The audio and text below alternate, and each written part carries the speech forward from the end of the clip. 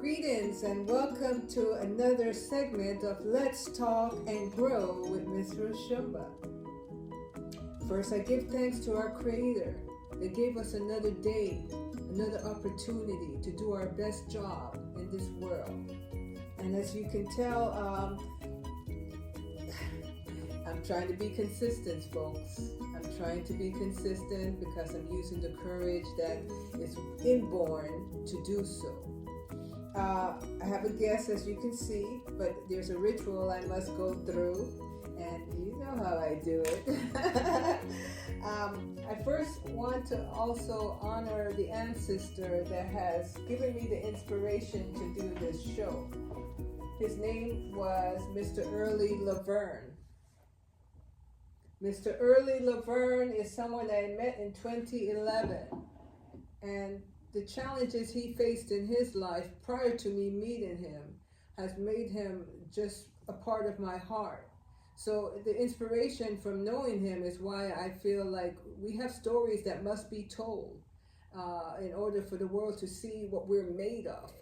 Today I will start with an inspiration that was written in a special magazine I used to get back in the 70s. And into the 80s and early 90s called Essence. And so I claim no ownership of what I will be reading today. It was inspired by a wonderful queen by the name of Miss Suzanne Taylor. This is her information I will be sharing today in the spirit that she would write monthly. I have a guest here, as you can see. Beautiful, wearing red, glowing, and I'm so excited to be getting her story today and have you all get to know who she is. The inspiration this morning will be again from Suzanne Taylor, In the Spirit, and the piece is called Grand Design. So here I go. An inspiration called Grand Designs. Ever notice that you usually get what you expect? That on those days when you declare that life is great, it is? And when doubt and fear are on your lips, everything you touch turns to dust? Whatever you firmly believe for yourself this day, you will prove right. The visions you keep, the words you speak, pave the way for your experiences and lay the foundation for whatever monument you intend to leave as your legacy. Your every thought, word, and action are support beams for what you're building. Whether you wish to make of your life a modest home, a palatial mansion, a skyscraper of a grand cathedral, the mind is the mighty architect. So, folks, I'm going to pause on that for right now and begin to give you the intro for my sister queen that is sitting with me right now. She too is a grand architect. Her life is uniquely designed to be whatever we want it to be. Okay, if we can or willing to do the work that is required to achieve it.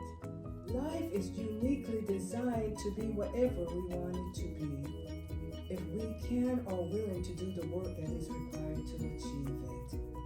Many of us look outside of ourselves at the world and get discouraged, for we doubt our abilities. Beliefs that come often from our family's dynamics or generational pain. Consequently, adding extra layers of difficulties to our journey into our adult lives. Then when we add the medium of our unequal institution, it often creates a recipe for an unhappy life of being a victim or a victimizer. Not often enough are we outwardly encouraged, especially being of the darker hue, that we can succeed to be whatever our hearts tell our minds to achieve. And that limitation are part of our uniquely choreographed life to reveal strengths that is and exist in us. Well, life happened. And my next guest believed that life happenings, limitation existing, grand designs, grand scheme of things is all necessary to reveal to us how magically divine we are, constructed to create and change lives through how we navigate ours, while trusting the process and inevitably having faith in the outcome. Miss Sabrina the songstress, also known as her other name, Sabrina Hawker, has clearly defined life with a sense of purpose of such understanding. Sister, welcome and thank you for saying yes to being on Let's Talk and Grow with me, Miss Roshumba. Thank you for having me. Oh, it's my honor. Yes. Yes. Yes. Thank you for saying yes.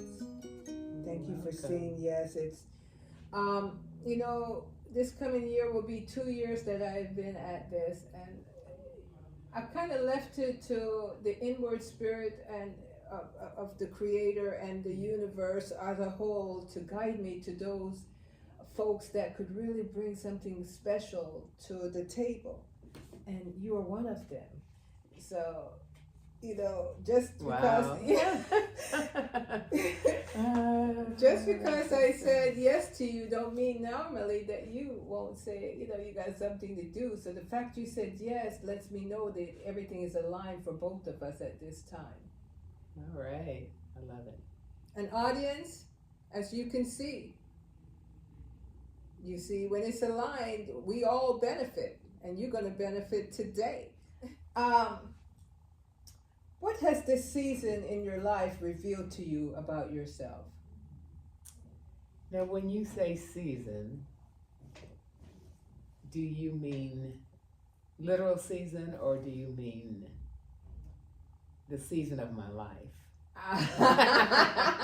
That's a good question, because we are in autumn, which is a lovely season for me, Yes. where all the colors are beaming. But I'm talking about the season of your life, because we've evolved. Right. We didn't born big. We came here and transitioned to be who we are now. This season in your life, this time, what has it revealed about yourself to you? That's a deep question, a good question. And long ago, I'm going to say not so long ago, I may not have been able to answer that. But I can answer it now. Okay. I can answer that now. I'm going to say that I could say so much, but I'm going to keep that answer brief, and then you can ask me what you want in terms of elaborate. But what it's revealed to me is that we, all of us, Yes, can have or do or be anything that we desire, all that we desire. Maybe not all at once, but we can have it all.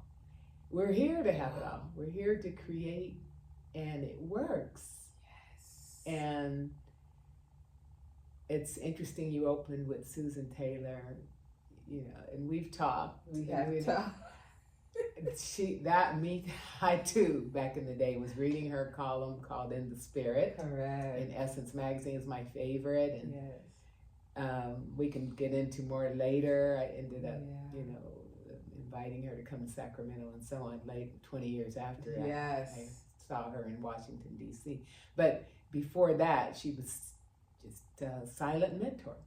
And it's because of her, in a large part, Yes. that I went on to explore my life and create the life that I live now, which is the one that I love. So, Wow.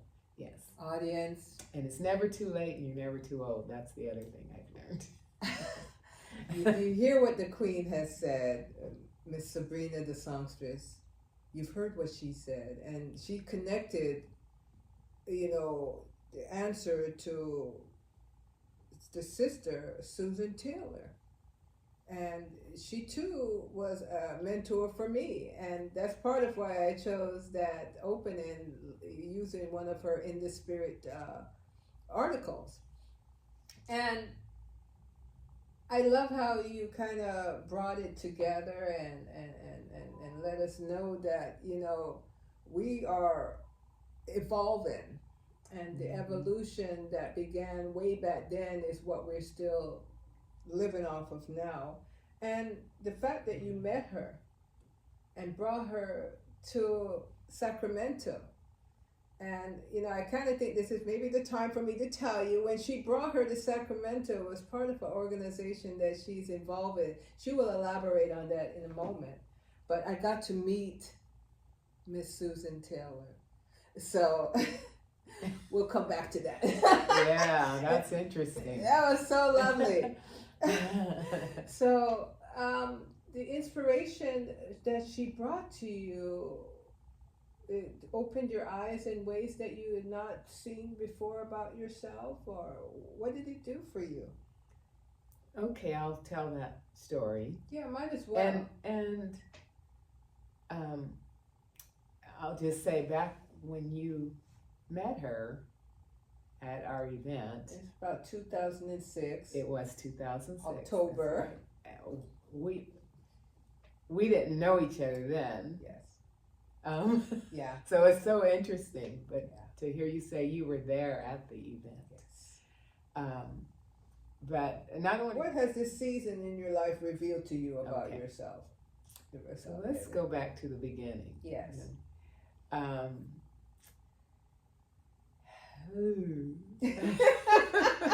Isn't that you're strong and you're creative and there's no limit to your powers?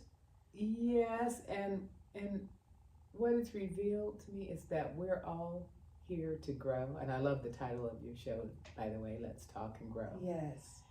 That's why we're here on this plane, on this planet. Yes. You know, I thank my mother every day. She's been, she transitioned in 2011, but every day I thank her for birthing me onto this place, because she's the vessel that I came through. And so, you know, I have to acknowledge and appreciate that. Yes. Every day. That's right. Because it's been an experience. Yes. And so, Yes. some journey, and everybody probably could say that about their lives. Right. So, but I'm so thankful for having come to an awareness of the need to keep expanding, Yes. growing. And because I was a mess. Yes. I was a mess, okay? Yes. I had a lot of anger as a child. Okay. Didn't know it, but I learned it later. I'm like, God, I was angry. Yeah. And it carried into adulthood. Right.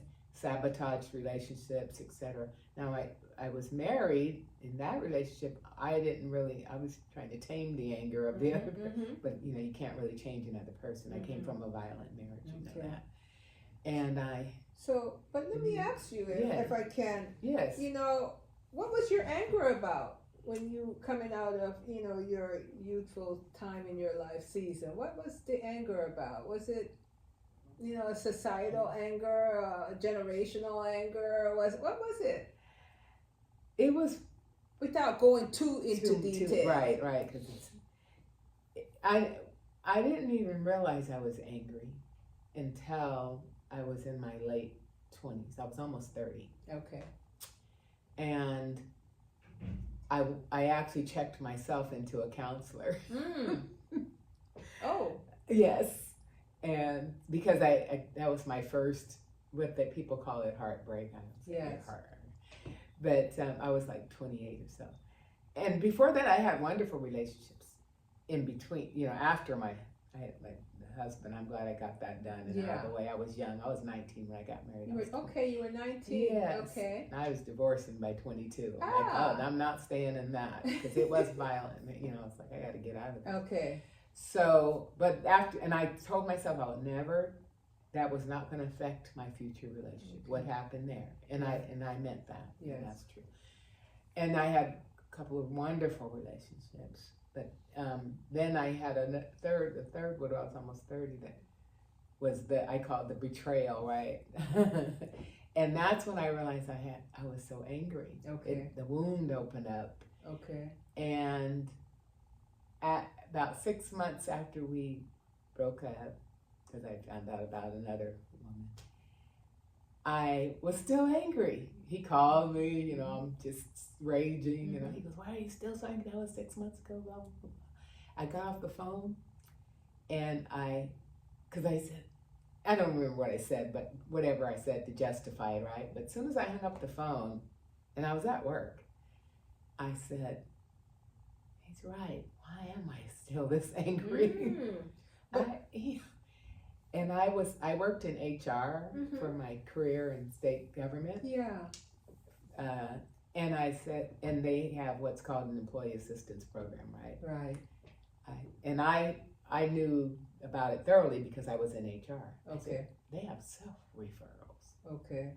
I'm going to refer myself to a counselor. Right. But I guess what I would want to ask is, Yeah. you found out the way to remedy it when you recognized you were angry, but was your anger because of he, or what was the origin of your anger to begin with? So when I got to the counseling, that's where I was. Yeah. And I only had 3 sessions, but she immediately referred me to a book. Okay. Called Learning to Say No, Establishing Healthy Boundaries. Okay. And I read that book. Learning to Say No and Establishing Healthy Boundaries. Healthy Boundaries. Yes. Do you know the author of that book? Yeah, Ann Bowles. Ann Bowles. Yeah, I can't remember how you spell Bowles because it was so many years ago. B-O-W-L. Maybe B-O-W. E-S, Yeah, B-O-W-L-E-S. But but you can find it. That was one of the best books I read. Later it was Miguel Ruiz, The 4 Agreements, okay? But it helped me understand not only myself, but all my brothers and sisters, my parents. Yes. Because it has a chapter on every type of abuse. Yes. And fortunately, I came from my parents were fun parents, but my mom did rage. They even had a chapter on rage, where when your parents rage. Yes. Alcoholic, my father was alcoholic, Yes. blah, blah. He got clean before he passed, and I'm Yes. grateful. But he was always in our lives, even when they split up. Yes. So at 10 years old, my parents split. Well, I think after reading that book, I realized that was part of it. I suppressed my emotions. Right. Yeah, I went along like nothing. In fact, the day it happened, my girlfriend was spending the night. We were like 9 or 10 years old. Mm. When your parents split, when your father moved out. It was a big scene. No, my mom put him out. Okay. Yeah, that's a whole other story. But just think of the Waiting to Exhale scene. What Angela Bassett played. Yeah, when she burnt up, she threw all the stuff in the car. Put it there in the driveway. Picture that scene minus the fire. But all of that happened. She had taking all the clothes out. Yes. And there were how many children that your parents had? 6. 6. Yeah. And everyone was at home still at that time? Oh, yeah. Okay. Oh, yeah. We were all young. And, we're like, what's going on? And you do, and then you go back to playing. Yeah. The next day like that. And so for years, I suppressed that. Yes. So between that, probably the religion, some of what happened in school. I was a straight A school student, but a couple of teachers tried to deny those A's to me. Yes. I remember my parents coming up to the school. So it's just a compilation. A compilation of those types of things. And, I was daddy's girl. On top of it. So, there were 3 girls, but I'm the one that was daddy's girl. You ask anybody in the family. Okay. So, that made it even that right. much So more she asked, bitter. the counselor, the first thing she did, she said, I want you to write a letter to yourself.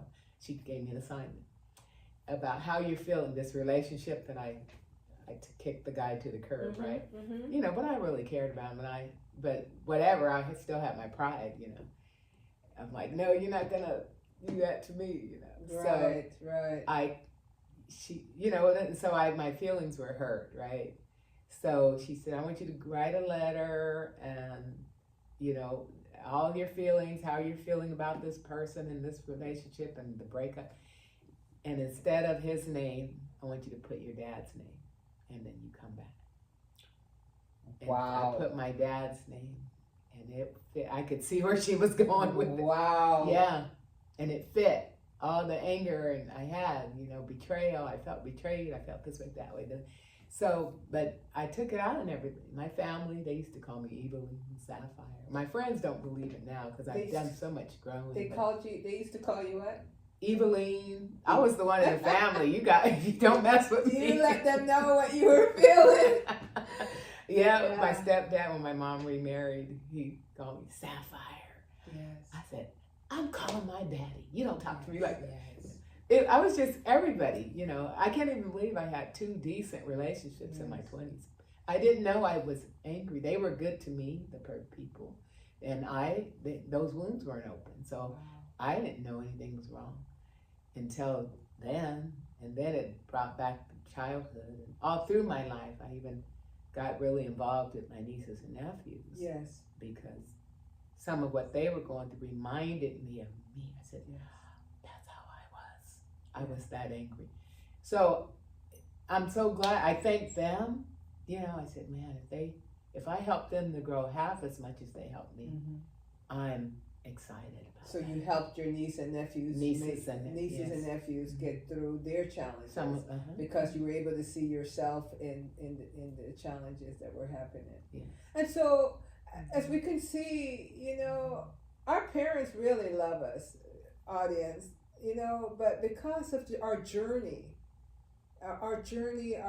from, I always like to touch on it, our enslavement. You know, every generation we're working through something, and our children become I almost want to say the victims, because they're the audience that have to be there watching and taking in this drama that is playing out. And so when it's time for us to walk the stage of our lives, how does that show up? Right. You know, how does it play out?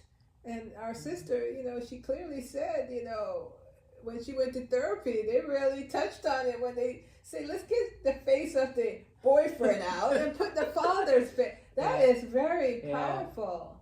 And I have to add, if you don't mind, right here, it's not to say to criticize or judge or say anything negative about my parents. Yes. Like Llaila Van Sant, one of her books I read, she said, we can't blame parents. You got to put all that, because if they knew better, they do better. They did the best they knew based on the way they were raised, you know. Exactly. Based on all that happened in their life. And I have to say again, I think I just touched on that I would not have chosen different parents. Right. They were so inspirational in many ways for me. And I had fun parents. Our house was a party. Yes. You know, and you know, there was more good. I don't think of negativity. No. I think of, you know, all the good, you know, and the challenges have only brought me to where I am today. And that's the point that which I'm is trying a good to make. place. Yeah. It's a good place. And in everything in life, that's kind of how it plays out, you know, is that we take the lemons and make lemonade.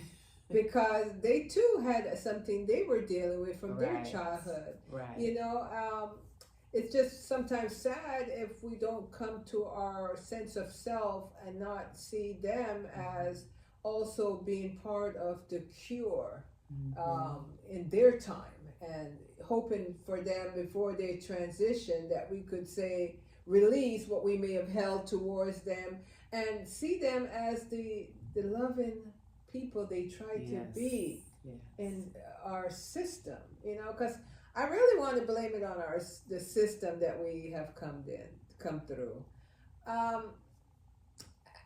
Maybe blame is not the word, you know. I think we all come to life in order to learn something and it's to part of the journey. Yeah, the journey. The journey. The journey. Yes. You know, and so what you said it revealed to you is just basically the truth about what really you were coming and dealing with, and especially in the form of your relationship. And maybe at 19 you weren't ready to say I love you, I do's, but that too became part of the journey, would you say? Oh yeah, I don't regret the early marriage. Okay. Oh no. And that wasn't the person that I was talking about. Right. Yeah. But no, I have no regret. I got married young. That was 19 is very young. Yes. I didn't know what I was doing. And but I knew at 22, I'm like, I'm not staying in this. Mm-hmm. I've heard of women staying in this for years. I'm not doing that. So, it took, I had to get a restraining order and the whole bit, but I didn't care. I left, I had nothing, and I didn't care. Once I got my apartment, I could care less how long it stayed empty. I had my peace of mind, and that's what was important. Right. And I gradually rebuilt my life, Through the lessons. And I just, got that out of the way. Yeah, yeah. So. Yeah, and I don't want to hover over that part too long, but being a daddy's girl, do you think it was because being a daddy's girl you felt that it was important to have love at that time too? Someone, a male, to see you, because daddy love was not like things had shifted when you went to the healing aspect. I'm not a therapist, everyone. I'm not a psychologist, but I know sometimes in the world, when a young girl doesn't have a father, when she grows up in a home with just a single mother, oftentimes when we go in search, not because, I know we're young, when we're young and beautiful, we get very noticed quite early. Yeah. And so before you even recognize how feminine and beautiful you are, you've already been chosen by somebody. And so when we don't have a male sometimes to show us what love should look like, a male meaning our father or uncles or grandfathers really showing us our value, it makes it kind of easy sometimes for us to go with the flow when the suitor comes to choose us. And I don't know, I just thought I'd throw it out there for the young girls that that are faced with early challenges of not being able to develop in the way they want to choose the path in life they hope to go on, and just the natural things that way. I hear what you're saying, and that's true a lot. I don't know that was the case with me totally. I'm sure that played a part in it. And my mom remarried about 5 years later. Okay. But for that interim time, she raised, single parenting. Right.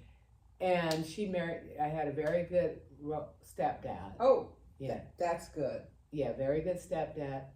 I think mine was more, you fantasized about being married. Gotcha. Partly to the religion that I was raised in, and I don't want to say the name of it. Okay. The effects of that. They really, push marriage and, Gotcha. Yeah, because, you're young, you don't have sex till you get married. Gotcha. Yeah. Okay. Gotcha. So you get that picture? Yeah. So and now I know that is not the reason to get married. I know now that's not the reason. And I wasn't pushing for it so much. He was. Yes. And part of that was the possessiveness, because the violence came from a person that was totally possessive. You're my property. Yes. No one can look at you. No one can. And so, Was he part of the church that you attended? I met him at one of the religious conventions. Mm. So, and I thought I was doing the right thing. Yeah. I didn't know. Yeah. Later, I had a talk with my mom, like, why didn't you try to stop me? She goes, your dad never hit me. I didn't see the signs. I didn't know either, And she goes, you have to remember, I was young. My mom was young. She started having us young. So when that happened, she was only in her 30s. Okay. Because she was 18 when she had me. Okay. I was her third child. Okay. So she was growing up too. She was growing up too. I totally get it. Yeah. So anyway, that's see our journey, folks. But look, she is here to tell her story, and she. Yes, thankfully, because there was If I didn't leave that relationship, I said, either he's going to be dead or I'm going to be dead. I got to get out of here. So I'm here. I'm thankful. Yeah. I'm thankful. Never got back in anything like that again.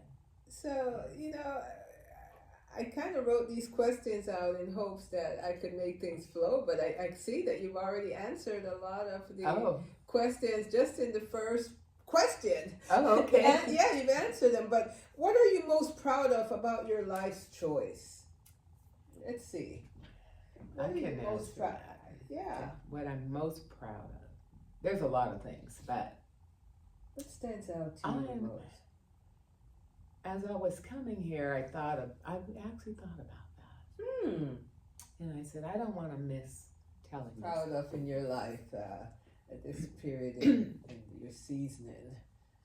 Okay, probably, like I said, I've had many moments I love, but the one that stands out the most is probably the moment that's brought me to where I am.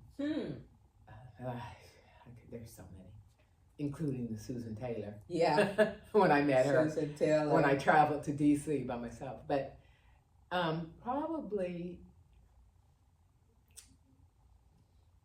I'm most proud of the fact that I took a chance. The biggest risk I probably taken in life was when I left state government at the minimum retirement age of 50. Some tell my age. That's okay. Yes. So I'm way past 50 now. But that was a huge decision because I'd been working for the state of California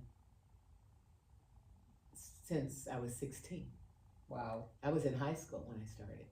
So I had 33 years, which helped, but not totally. The tenure helped me some. Because I probably wouldn't have been able to do it otherwise. Right, because you were able to get the benefits at I got the benefits. Okay. Because I was minimum age, it was minimum salary. So I walked away with 1/3. I was a manager. I walked away with 1/3 of my salary. Had I stayed till retirement age, which was right around 58, is when you get them, I could have gotten 80-85%. Wow. Of my salary. In the 60, I might have got 100.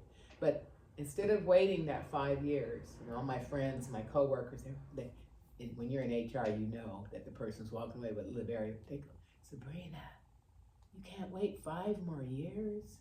You'll get much more salary. I said, I could be dead in 5 years if I stay in this job. Folks are having strokes and heart attacks, and it was very stressful. Well, can't you transfer, go to another state agency? Oh, go to a new set of problems?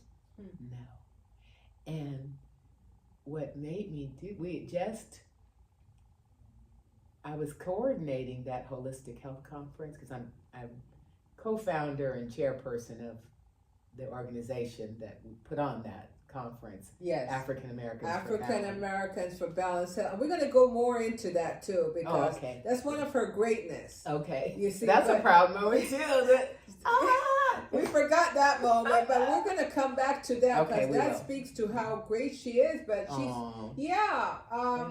so you decided to leave. So I said no. Right. And part of the influence was people like Suzanne Taylor. Yes. Who we brought that year when I was deciding it. Yes. 06. Dick Gregory. Dr. Paul Goss, transition. A lot of them have. Dr. Sadie.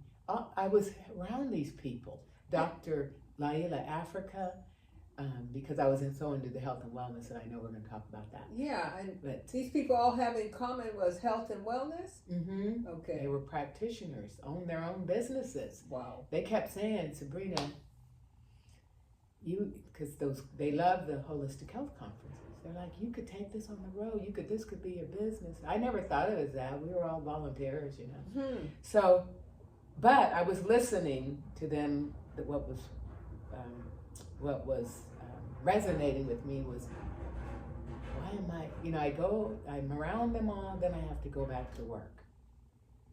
I'm around this positive vibrations, these entrepreneurs, health and wealth, just great feeling. Then I have to go back to that office. Yes.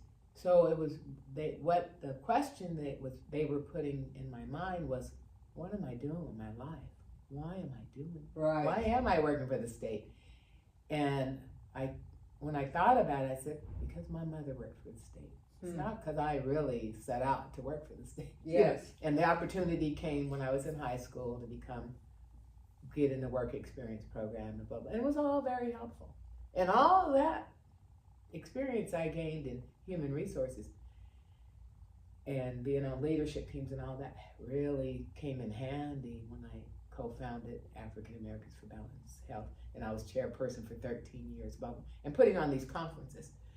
So audience, I think it's time for us to delve into her being a co-creator of the African American for Balanced Health, and to tell you more about how it took her life on a journey that has impacted not just her own life, but other people's lives, and changed her life to being really proud about who she has become. So, I like to pause in the session and give you a chance to digest what you've heard thus far. And on the other side, this would be part 1 of speaking with Sabrina the songstress, her telling her story, and part 2 is coming up. So thank you for listening. Subscribe, thumbs up, share, tell a friend, and leave a comment. For we are the ones we're waiting for, and the job is up to us to do. So again, thank you, and we'll see you on the other side.